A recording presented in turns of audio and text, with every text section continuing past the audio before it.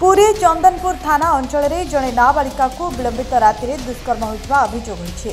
एने नाबालिका परिवार पक्षर थाना रे लिखित अभियोग करा जाइछि। पुलिस घटना रे संपृक्त पीड़िता नाबालिकार संपर्कीय दादा और भाई को गिरफ्त करथिबा जणा पड़िछि।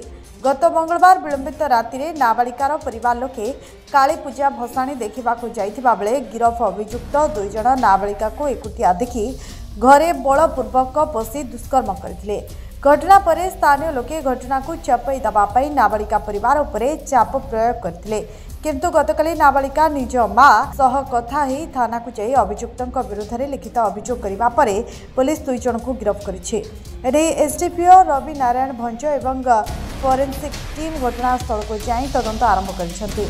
अभियोग को भित्ति करी पुलिस एक दुष्कर्म मामला रुजु करिछि। आज उभयंक डाक्तरी माइना करा जियो बोली सूचना मिलिछि। चंदनपुर थाना रे गोटे दुष्कर्म मामला आछि, कौन पदक्षेप नौचंती एवं कौन घटना कौन?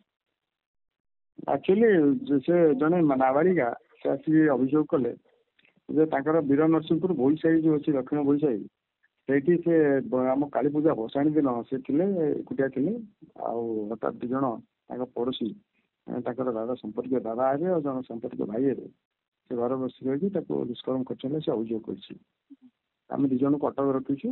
पचार उचार चलती झील को माइना डाक्तर माइना हम से दोषी प्रोडक्शन हम आउ साइंटिफिक रखीचु तदन चलती। जो युवक माने कई को बयसर दादा और भाई से कौन सब करा तदंत?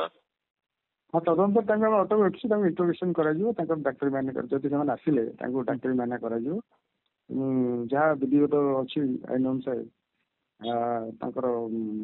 कोर्ट फरवर्ड कर या पछरे किछि इंटेंशनल ना नाही एक्चुअली रियलिटी किछि रहउछ बोली भाबुछ ना सेमती तो किछि हम एपंत आमे पाइनु आमे स्पॉट विजिट करी लोकन पचारी तदनंत को आनी परिसर आनी तापर आमे जानते एटा को दिन घटना एटा हेछि हमर जो दिन दक्षिण काली को भसाणी होतला से दिन रात रे एवं एते दिन पर आसिला पाखापाखि तो अब केते 2 दिन खंडे ही साला 2 दिन पर आछि।